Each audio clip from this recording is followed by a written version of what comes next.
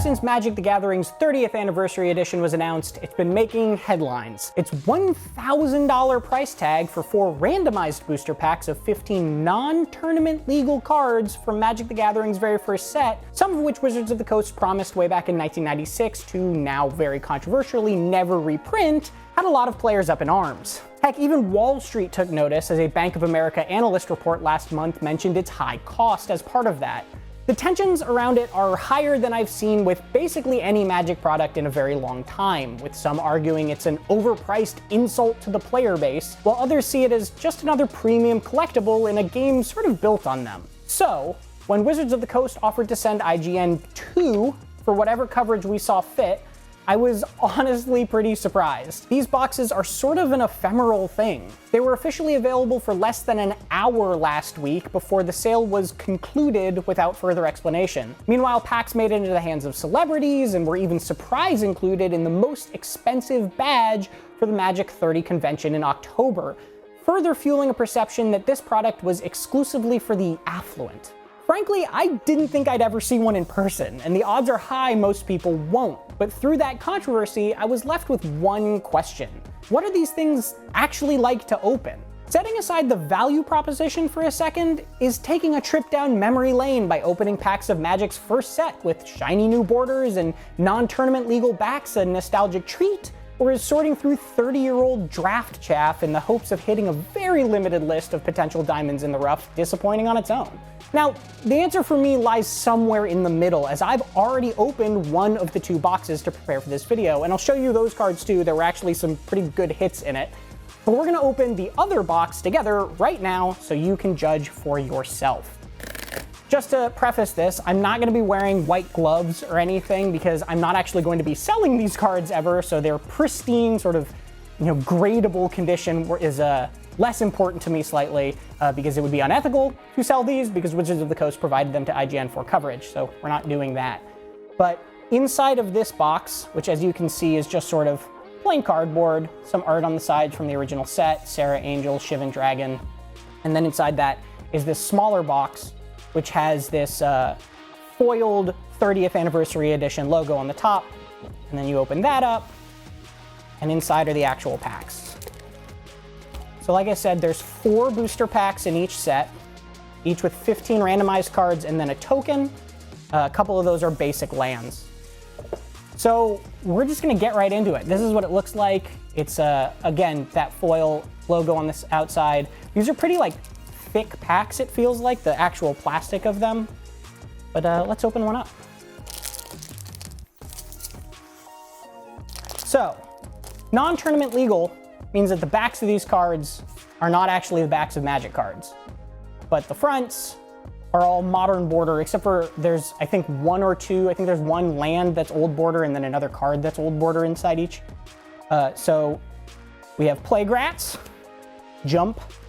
This is the thing. I'm going to be going through these a little quickly because the thing about the 30th anniversary edition is a lot of them are not actually very exciting cards. It's really you're kind of hunting the rares as you go through this, or cards that are from the reserved list, which is that list of cards that Wizards of the Coast promised they wouldn't reprint, and they're kind of getting around that by printing not tournament legal versions of them here.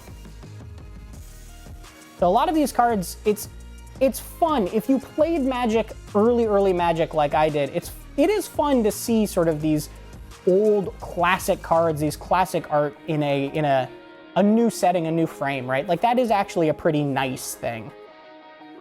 Like a counterspell, right? The classic Mark Poole art counterspell is that's fun to open if you have nostalgia for Magic. It's just not wildly exciting when it's not tournament legal. And our rare for the pack is Earthquake. And then we have basic land, basic land, basic land, old border Twiddle, and a clue token. Which is very funny to me because clue tokens are a very new thing with old art here is kind of cute. But as you can see, this is just really quickly the first pack. There's nothing that immediately jumps out to me as this is so exciting to open. This is a feeling I had in the first box I opened as well, where it's this is cool to see, it's just not to use this, earth-shaking. All right, let's go to pack number 2 of 4. So this is just to take a break right away. This is emblematic of what I mean by like beta is not the most exciting set to open, in that there's Circles of Protection, which are just like not exciting cards anymore. It's cool to see this, cards that I have a lot of old copies of, but like in a $1,000 pack, it's not like, you know, exciting necessarily. Howl from Beyond, another classic art, Power League classic art. Right? Like these are all really cool to see like this. Let's see how they do though. Spell Blast, I have always loved this art.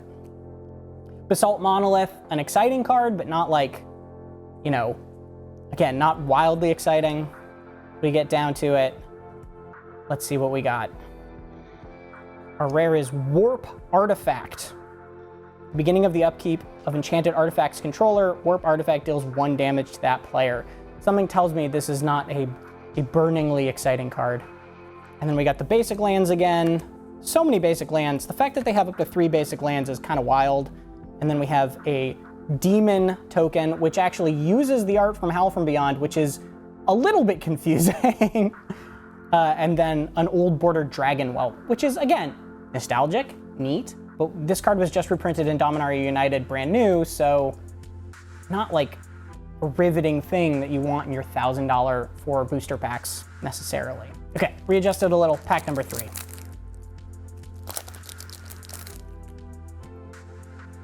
Drudge Skeletons, a classic. Another Circle of Protection. Another Hill Giant that we already got. Hey, so this is kind of one of the cooler things you could open in here, right? Is a Soul Ring, because it's relevant in Commander, although, you know, not tournament legal, but that's not wildly important in Commander, depending on who you're playing with. And this is like an art that's cropped in a little bit more, so it's the old art, but the new border. Psionic Blast, another card that's like a weird sort of thing because it's a color break, but, you know, it doesn't necessarily make it strong or anything. Sarah Angel, and again, a classic, very cool to open, but these packs are so expensive, it has to do a little bit better to cool to me to kind of wildly impress me. This is kind of cool, right? This is a cooler one, Mana Vault. So Mana Vault is a classically powerful card. It's very neat to see this, but this gets to the point of like, even when, and I opened some other packs or cards that I'll show you in the other set that are very exciting and kind of splashy, but like even when you open something that is like a good hit, this is sort of like, you're not gonna be playing this in any sort of tournament, you're gonna maybe play it in Commander if your play group lets you, but the back of the thing, it's just like, I don't know what this is, I don't know, it just leaves me a little hollow, even though it is ostensibly a pretty exciting thing. That's a good hit, though, in the scheme of things. Mountain, Island, Swamp, Regeneration, Old Border, and a treasure with, I think that's Urza's sunglasses? I don't remember exactly. All right, and the final pack. Fear, Phantasmal Terrain, Disenchant, again, also just reprinted in the most recent set. Stream of Life, Ironclaw Works. Starting to see some repeats at this point, right?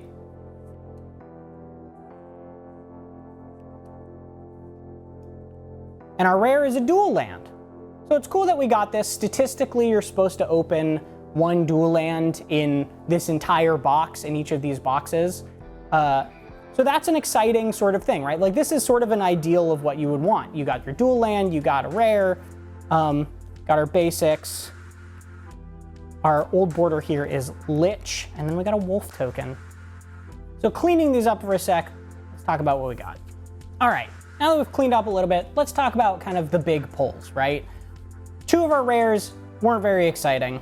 Soul Ring, kind of cool, but not like, you know, Soul Rings are in every precon now. It's neat, but it's just sort of like, it's a very niche thing to try to buy this $1,000 product to get. Mana Vault, neat as well. And then Lich and Savannah, both reserved list cards. This one's sort of less exciting necessarily, and Savannah being a dual land, which is sort of one of the reasons that this product seems to exist, right, is for these non-tournament legal dual land reprints.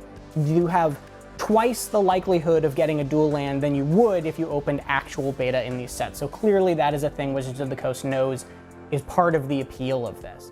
The trick here, and the problem, and the thing that, like, the experience of opening this is a fun one if you have the nostalgia for all of these cards, some of which I do, absolutely, and it's fun to open.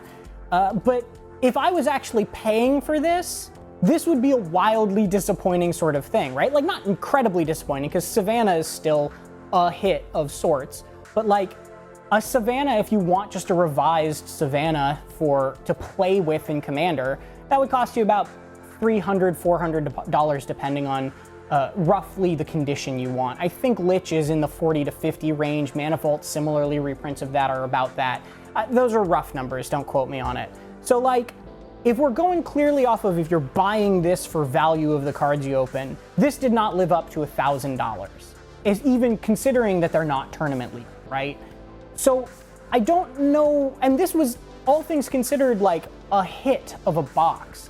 Now this box wasn't dissimilar from the box I opened previously, which similarly was a lot of draft chaff, for lack of a better term, right? A lot of tokens and cards. There's a counterspell, Stone Rain is kind of neat, right? Another Basalt Monolith.